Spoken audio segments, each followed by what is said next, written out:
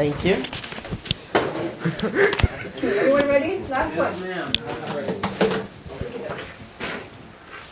So the title of my presentation is Reasoning of Perspectives, because all of my RLS and my KQ both deal with the idea of perspectives and differentiating perspectives. So my RLS is about this tribe in Indonesia known as the Dani tribe. And what they do that's a little bit different than other people is that the women, and specifically after one of their loved ones would die, they would wrap a piece of string around one of the joints of their fingers and they would cut it off to show that the person who died had some pain while they're dying, so they want to feel connected with that person as well by showing the pain that their part of their finger was cut off. So obviously they feel that this is right in their culture, but in our cultures, some of you sound a little surprised or a little grossed out that they would do this. And these are some pictures of what their fingers looked like. You can tell this woman has apparently had a lot of loved one die, apparently, based on that. So what I was thinking when I read this, and don't ask me how I found this RLS, I just did, but the area of knowledge that I found that most associated with this was ethics, because of the fact that most people would think that this is unethical, or their first reaction would be the women are being forced to do this, but they are willingly doing this. In fact, they want to do this. Some ways of knowing that I thought associated with this was reasoning, for the fact that there has to be some type of reasoning for them doing this. Emotion, because their loved ones are dying and they're trying to show that they feel connected with these people by doing it. And faith, because they believe that they are doing their loved ones a favor by doing this. And then some knowledge concepts in this are justification, because there has to be some type of reason or justification of why exactly they are doing that. Their values, to show that they value the idea of being connected with their loved ones a lot. And then the idea of beliefs, because they believe that this is correct. So my knowledge question that I derived from that is, to what extent does our knowledge of reasoning affect our views? Kind of the fact that it kind of means that, if there was no reason, if we were not given some reasoning, would that change our views on how we think of the situation?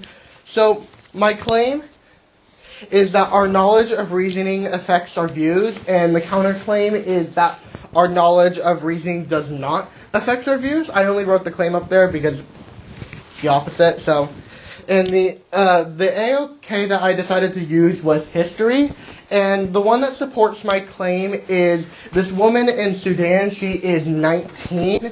She was convicted for murder of killing her husband, who happened to be raping her, and marital rape is illegal in Sudan.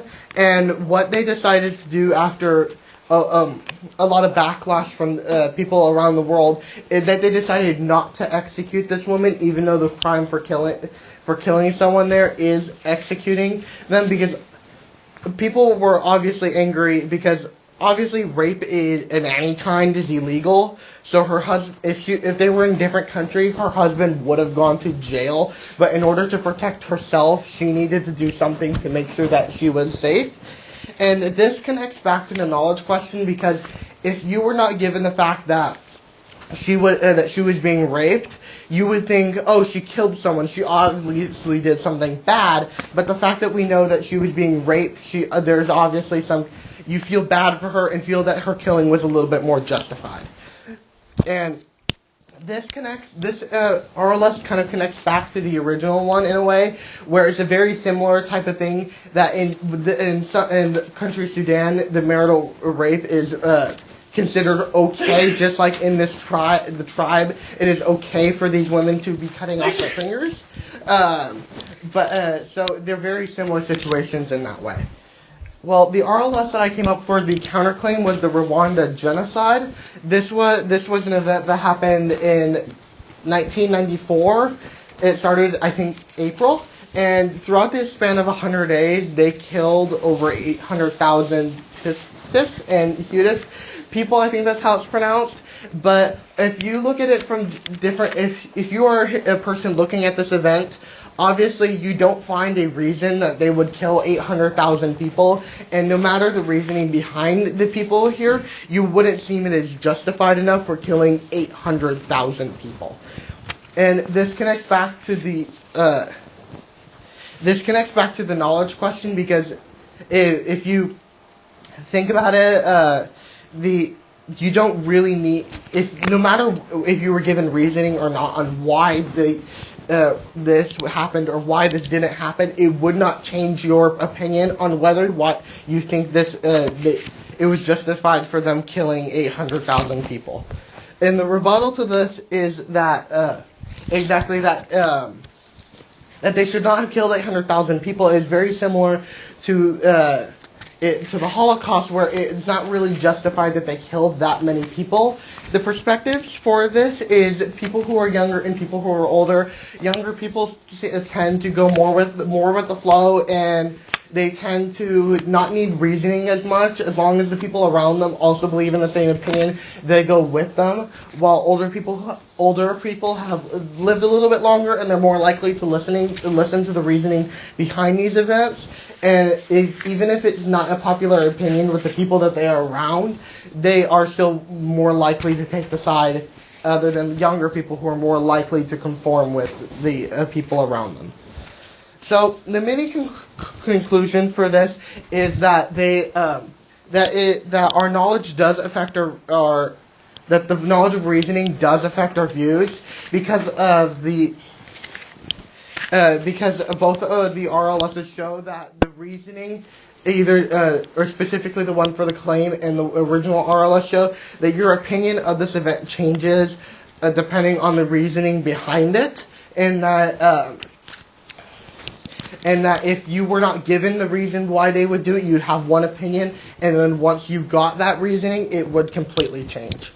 Well, this could be applied to another area of knowledge. For example, in the study done by Fessinger back in 1956, he studied a UFO cult who thought the world was going to end, and that he wanted to study on how the cult members would cope with the end of the world not coming, and so they studied that, but they did not tell these participants that this is what they were doing. So they did not let them consent to that, which is one of the American Psychological Association's ethical guidelines that they have to follow. And even they got good data, but it's the reasoning behind the reason that they did not get the consent is justified. Other than if you were to first hear, oh, they did not get consent for this experiment, you would think, oh, this is a bad experiment. But this experiment got us some very valuable data, so it is more justified. And this is for the area of knowledge of human sciences. And those are my sources. Thank you.